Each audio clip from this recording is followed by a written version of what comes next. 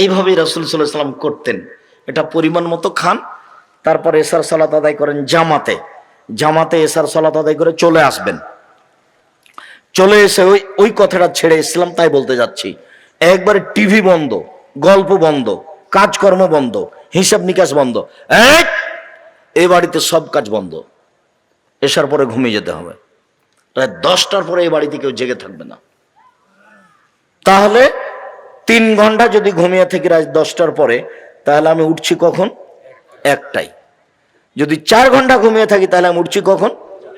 2টায়। যদি 5 ঘন্টা ঘুমিয়ে থাকি তাহলে আমি উঠছি কখন? 3টায়। আর বেশি লাগবে না, 5 ঘন্টায় অনেক হয়ে গেছে। এখনো আমার সময় আছে প্রায় 1.5 ঘন্টা, 2 ঘন্টা। তাহলে আমি এই সময় এখন ইবাদত করব।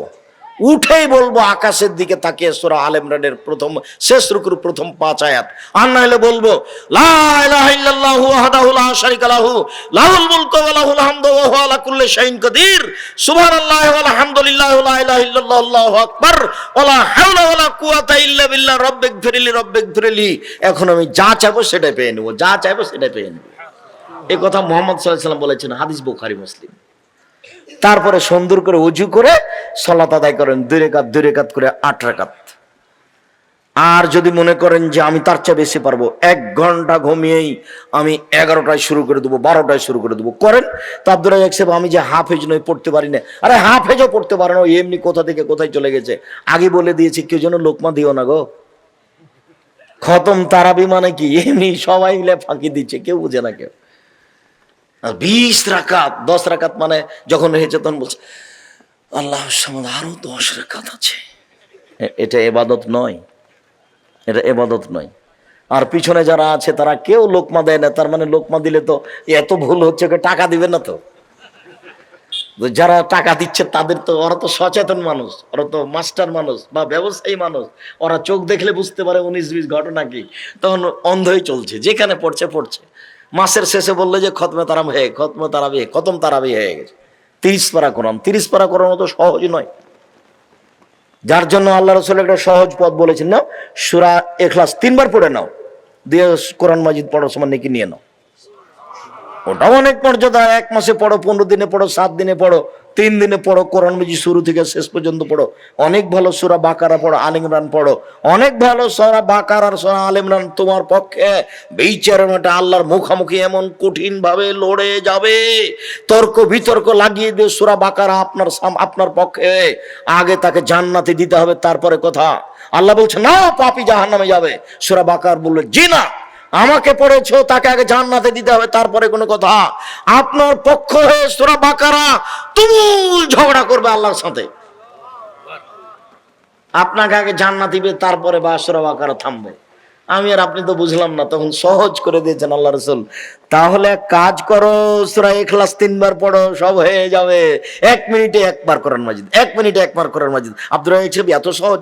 জি, আপনি ব্যাগ ভরে নেন না নেকিতে, সমস্যা নেই। 4টা কাজ থাকলে কবরের শাস্তি হবে না। 1, সূরা মুলক ঘুমানোর সময় পড়লে কবরের শাস্তি হবে না। 2, জুমার দিনে মারা গেলে কবরের শাস্তি হবে না। 3, পেট ব্যথায় মারা গেলে কবরের শাস্তি হবে না। 4, শহীদ হলে কবরের শাস্তি হবে না।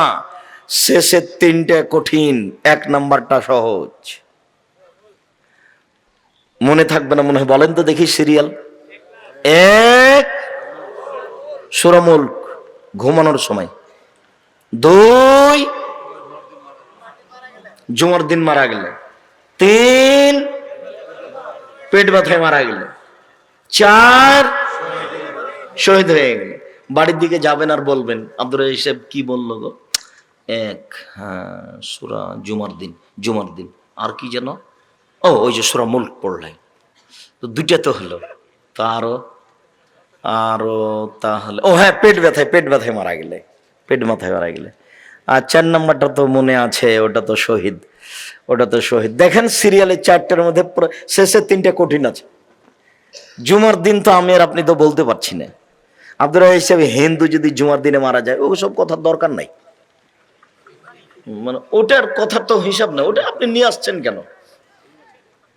ওর তো ঈমান নাই।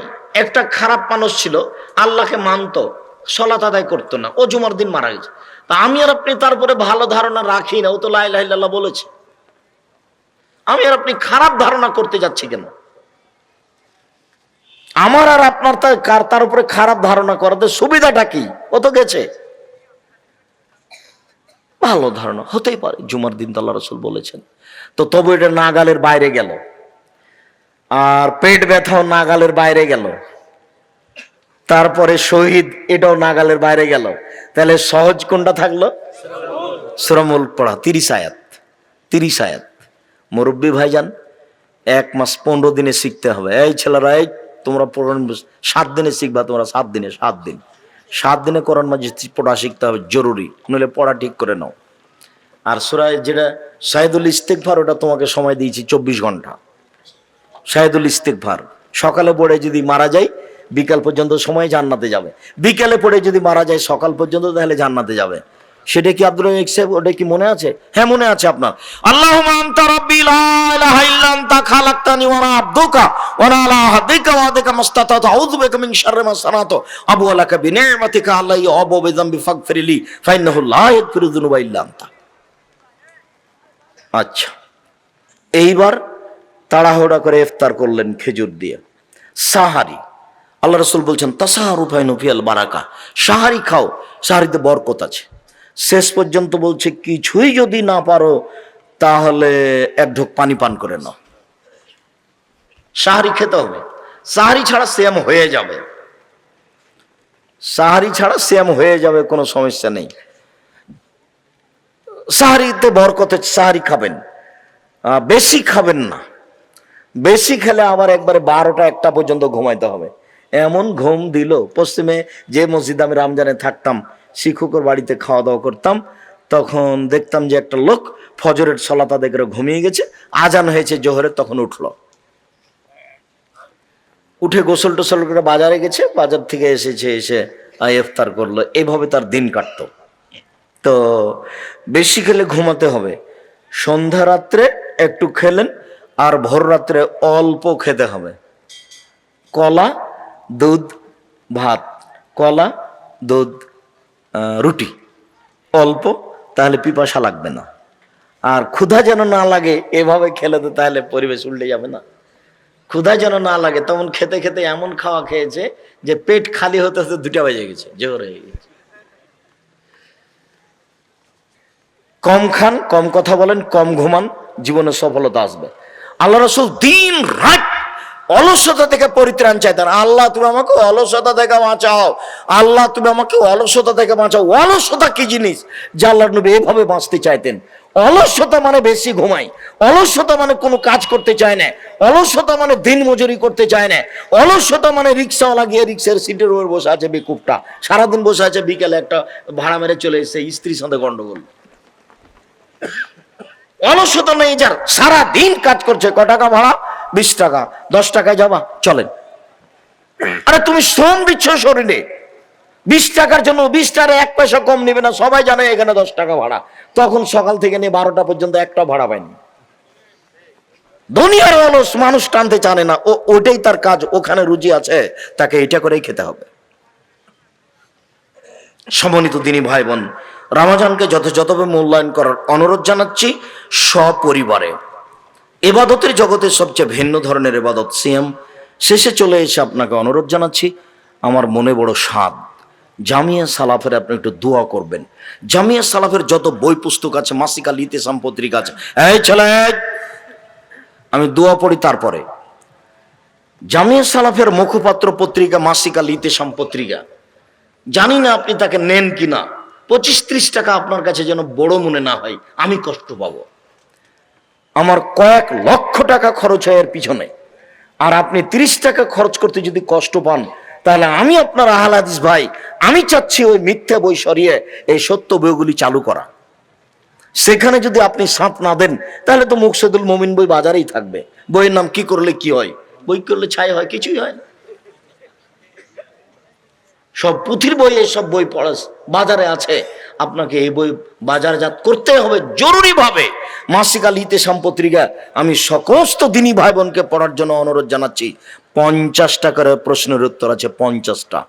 এমন কোন মাসিক পত্রিকার একটা মাস বের হয়নি যেই ফতোয়া বোর্ড আমি পরিচালনা করিনি।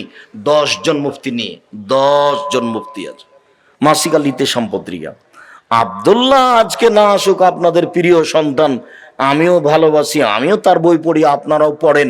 আব্দুল্লাহর মিন্নাতুল বাড়ি পড়েন, বুখারীর ব্যতিক্রম ব্যাখ্যা মিন্নাতুল বাড়ি, তার ব্যতিক্রম বই রিজিক, সবটাই পড়েন। কিন্তু আমি সাধারণ খাকসার, আমারও যে দু একটা বই আছে, কে বড় লাভবান, কে বড় ক্ষতিগ্রস্ত, আদর্শ নারী, আদর্শ পরিবার, আদর্শ পুরুষ, বক্তা শ্রোতার পরিচয়, তাফসির কি মিথ্যা হতে পারে, মরণ একদিন আসবেই, উপদেশ আর সলাত, পোশাক।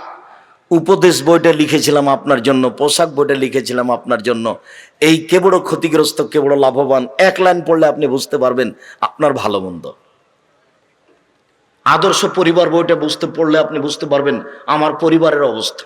আমি চেষ্টা করেছি, মুখে যেমন অপ্রয়োজনীয় বাক্য বলি না, কলমে তেমন অপ্রয়োজনীয় বাক্য লিখিনি। এটা আমি চেষ্টা চালিয়েছি। বইগুলো ছাপানোর জন্য প্রথমে যখন আমি দেখার জন্য দিয়েছিলাম, বছর পার হয়ে গেল, যখন দেখা হলো না, তখন আমি বললাম চাঁপাইনবাবগঞ্জের ভাষাতে বই লিখবো, যা হবে হবে। চাঁপাইনবাবগঞ্জের ভাষাতে আমি তুমি করে লিখে দিয়েছি, আপনি পড়েন তো বুঝতে পারবেন। আপনাকে আমি পড়ার জন্য অনুরোধ জানাচ্ছি, আপনি আমার দিনী ভাই, আপনি আমার দিনী বোন। যেসব বই পুস্তকগুলি আমরা দিয়ে থাকি, বিশেষভাবে মাসিক আল ইতেশাম পত্রিকা, এটা জাতীয় সম্পদ, সবার সম্পদ, ব্যয়বহুল খরচের সম্পদ, আপনাকে মূল্যায়ন করতে হবে। আমার দিনী ভাই বোনকে নফল সিয়াম, ফরজ সিয়াম পালনের অনুরোধ জানিয়ে, 5 ওয়াক্ত সালাত আদায়ের অনুরোধ জানিয়ে, একেবারেই মাটির মানুষের সাথে জোর জুলুম করে 1 মিনিট বাঁচবো না। একেবারেই মাটির মানুষের বিরুদ্ধে লড়বো না, মানুষের পিছনে কিছু বলবো না। আমি পুরো আমার জীবনটাকে মনে হয় যে শত্রু দিয়ে ঘেরা আছে, এমনভাবে কঠিন করে। একটা বাক্য যদি উলট পালট হয়ে যায়, তো যারা দেখে ফেসবুক, তারা দেখে যে একবারে এমনভাবে আব্দুর রাজ্জাক সাহেবের পিছনে লেগেছে, আব্দুর রাজ্জাক সাহেবকে ধুয়ে ছেড়ে দিচ্ছে। তা আমি তো দেখতেও জানি না, দেখিও না। আর যারা আমার বিরুদ্ধে কলম ধরেছে, ফেসবুকে লিখেছে, ওরকম কয়েক কোটি যদি লিখে, তো আমি ওকে ধর্তব্যে রাখি না, ওকে আমি হিসাবে নিয়ে আসিনি। আমি মুখ খুললে হিসাব উল্টা হয়ে গেল, কাজে আমি ওকে, ওর জন্য আমি মুখও খুলি না, আমি দেখিও না, মুখও খুলি না, আমি প্রয়োজন মনে করি না, ওকে আমি হিসাবে নিয়ে আসিনি। আর যারা বক্তব্য বন্ধ করার চেষ্টা করে, তাদের জন্য বলেছি যে তোমাকে চ্যালেঞ্জ, তোমার বাপকে চ্যালেঞ্জ, তোমার বংশকে চ্যালেঞ্জ, তোমার জাতিকে চ্যালেঞ্জ। আমি আজকে এই মুহূর্তে এখানে যতটি হাদিস অনুবাদ করে আপনাকে শুনিয়েছি, 100 বছর সময় থাকলো যারা মাঠে আছে তাদেরকে।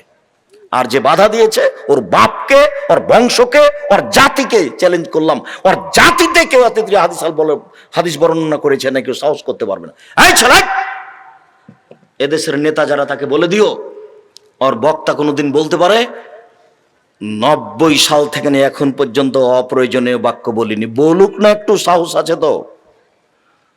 ওই নেতার, ওই হুজুর একটু বলুক না যে আমি কোনোদিন মানুষের কাছে পথ খরচ চাইনি। আমি তো বলছি, যে বন্ধ করেছে তার হুজুর নাই? তার হুজুর তো আছে, তার বংশে আছে, তার জাতিতে আছে। তো হুজুর একটু বলুক, ওর হুজুর একটু বলুক যে আমি জীবনে কোনোদিন কেসা কাহিনী বলিনি। আমি আব্দুর রাজ্জাক বলছি, আল্লাহর কসম, আল্লাহর কসম, আল্লাহর কসম, আমি আব্দুর রাজ্জাক বিন ইউসুফ কোনোদিন কেসা কাহিনী বলিনি। যে বক্তব্য বন্ধ করার চেষ্টা করছে, ওর হুজুর একটু বলতে পারে না? জাতিকে ফাঁকি দিতে চায়নি। আপনি আমার দিনী ভাই, আপনি আমার দিনী বোন, আপনাকে আমি আবারও অনুরোধ করছি, যেভাবে চলছিলেন সেটা বাতিল করে দেন। 5 ওয়াক্ত সালাত আদায় করেন, বাইরে যেতে হবে না, হালকা জীবন পরিচালনা করার চেষ্টা করেন। তবে ব্যবসা করে টাকা ইনকাম করেন, টাকা ইনকাম করতে হবে। ঘুমের ঘরে চাকরি করবেন না, জমি চাষ করবেন না। জমি চাষ করলে অন্তর শক্ত হয়ে যাবে, তখন আপনি দান খয়রাত করতে পারবেন না। চাকরি করলে যা টাকা মাসে পেয়েছেন সেটা 25 দিনে শেষ হবে, 5 দিন তখন ধার কর্য করে টানা হেঁচড়া চলবে, টানা হেঁচড়া চলবে। স্ত্রী বলবে তোমার সংসার এইভাবেই গেল। ব্যবসা করবেন, একদিনে কোটি টাকা, লক্ষ টাকা। ব্যবসা শুরু করবেন লোন দিয়ে নয়, চকলেট দিয়ে। চকলেট দিয়ে 3 বছর, কলা দিয়ে 3 বছর, কাপড় দিয়ে 3 বছর, এবার বিদেশি মেশিন দিয়ে 5 বছর, তখন কোটি টাকা। একবারে ইম্পোর্টের ব্যবসা চলবে সারা পৃথিবী নিয়ে। তখন আপনাকে ধনী হতে সময় লাগবে প্রায় 25 থেকে 30 বছর। তখন হাজারো অসহায় পুরুষ নারী আপনার কাছে আশ্রয় পাবে, আপনি টাকা দিতে পারবেন। তখন জামিয়া সালাফের রূপগঞ্জ নারায়ণগঞ্জ টাকা দিয়ে ভেসে যাবে। কাজেই যে কাজে সহযোগিতা করতে পারবেন না ওই রূপ উপার্জন করিয়েন না। ঘুমের ঘরে ব্যবসা করবেন, বৈধ ব্যবসা, উসমানের মতো। যে পরিস্থিতি খুব জটিল, আবু বকর আলী কি করতে হবে? ওমর, জি অর্থ সম্পদ অর্ধেক দিলাম। আবু বকর সিদ্দিক, আপনাকে আর আল্লাহকে বাড়িতে রেখে যা আছে সবই দিলাম, ভ্যান ভাড়া কিন্তু হবে না। উসমান, যত লোক যাবে সমস্ত লোকের অর্ধেকের যাতায়াত খরচ, খাওয়া খরচ আমি দিব। লোক সংখ্যা ছিল 30,000। 15,000 লোককে 15,000 উট দিবেন। একটা উটের দাম যদি 1 লক্ষ হয় তাহলে 15,000 উটের দাম কত? 15,000 মানুষকে 3 মাস খাওয়া খরচ দিবেন। ভাগ্যের লোক খাওয়ার দিতে ভালোবাসে, বেরায়েতের লোক, তাই 1700-1800 মানুষ দাওয়াত দিয়েছে বিবাহে। ছেলের মুসলমানিতে কত লোক দাওয়াত দিয়েছে? 3,000। তো 3,000 হলো, এখনো তো 15,000 হয়নি। আবার এক সন্ধ্যা দাওয়াত দিয়েছে। উসমান কত দিনের দিতে চেয়েছেন? 3 মাসের। তার নাম ধনী। এমন ব্যবসা করেন 15-20 বছরের মাথায় যেন অনেক টাকার মালিক হতে পারেন। অসহায় মানুষ যে চাইবে তাকে দিবেন 5, 10, 50। আর আপনাকে আর একটা অনুরোধ জানাচ্ছি, এদিকে এই ছেলে শোনো, তোমার বাপ তো চলে গেছে, তোমার বাপকে বলে দিও, আব্বা আপনি মোটামুটি ভালো ব্যবসা করেন, শুনেন যখন আপনি গাড়িতে উঠবেন তখন একটু আম্মাকে বলে দিবেন, এই শোনো খুচরা টাকাগুলো আমার গাড়ির সামনে দাও তো। ফকিরেরা আসে, আমার কাছে 500 টাকা নোট থাকে, তখন আমি খালি বলি মাফ করো, মাফ করো। ফকির মানুষের কাছে আমি কত ক্ষমা চাই বলো তো? তুমি এই খুচরা টাকা আমার গাড়িতে দিয়ে দিও। যত মানুষ চাইবে 10-20 করে দিতে থাকবেন। এটা সহজ পথ, ফকিরও সন্তুষ্ট হবে, আপনিও শান্তি পাবেন। আমার অনুরোধ রক্ষা করেন। আর ছেলেরা তোমার মায়েরাকে বলে দিও। আর আপনাকে অনুরোধ করছে আপনার স্ত্রীকে বলে দিয়েন, শোনো আমি যখন বাড়ি থেকে বের হবো তখন আমার কিছু খুচরা টাকা, একটু স্ত্রীর স্বভাবটা একটু পরিবর্তন করেন। এই ছেলে, তোমার মায়ের গতিনীতি একটু পরিবর্তন করো, তাহলে ফকিরও সুবিধা পাবে, তুমিও শান্তি পাবা। শুক্রিয়া, জাযাকুমুল্লাহ খায়র। সমস্ত দিনী ভাই বোনকে আমরা যে বিষয়ে আলোচনা করলাম এই বিষয়ের আলোচনাগুলি মেনে চলার অনুরোধ জানিয়ে, জামিয়া সালাফিয়ার জন্য দোয়া করার অনুরোধ জানিয়ে, স্টেজে সব বইগুলি আছে, বিশেষভাবে মাসিক আল ইতেসাম পত্রিকাগুলি সবাকে নেওয়ার অনুরোধ জানিয়ে আপাতত আজকের মতো আলোচনা এখানে শেষ করলাম। সুবহানাকা আল্লাহুম্মা ওয়া বিহামদিকা আশহাদু আল্লা ইলাহা ইল্লা আনতা আস্তাগফিরুকা ওয়া আতুবু ইলাইক। আসসালামু আলাইকুম। ওই কেউ খালি যাবেন না, 25-30 টাকা বড় নয়, যদি কারো কাছে না থাকে আর একজনের কাছে নেবেন। আর আব্দুল্লাহর বই আছে মিন্নাতুল বারী, 200-250 টাকা। আর কি রাস্তাতে যেতে যেতে কত খরচ হচ্ছে। সবাই বইগুলি নিয়ে যাবেন। সবাই স্টেজে পাশে আছেন, দেখেন ডান দিকে আছে। সবাই মাসিক আল ইতেসাম পত্রিকা নেবেন। ক্যালেন্ডার আছে কিনা জানি না। গোসল ফরজ হলে সেহরি খাওয়া যাবে কি? জি যাবে। সাহারি খেতে পারেন। সেহরি নয়, সেহরি মানে জাদু, আর সাহার মানে সাহারি। সাহারি খাবেন গোসল ফরজ হলেও, পরে গোসল করবেন, সালাত আদায় করবেন। ভালো আছেন? জি জি, জাযাকুমুল্লাহ খায়র। চেয়ারম্যান সাহেব কেমন আছেন? তো আপনারা জামিয়া সালাফিয়া যান না কেন? তো বাড়ির পাশে। জি আলহামদুলিল্লাহ, যাবেন না।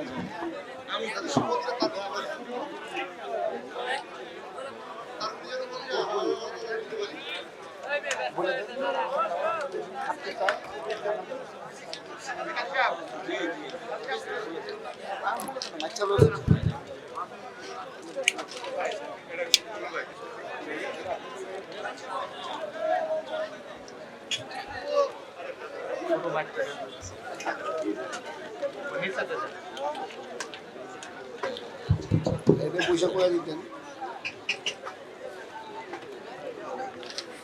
এটা লাগবে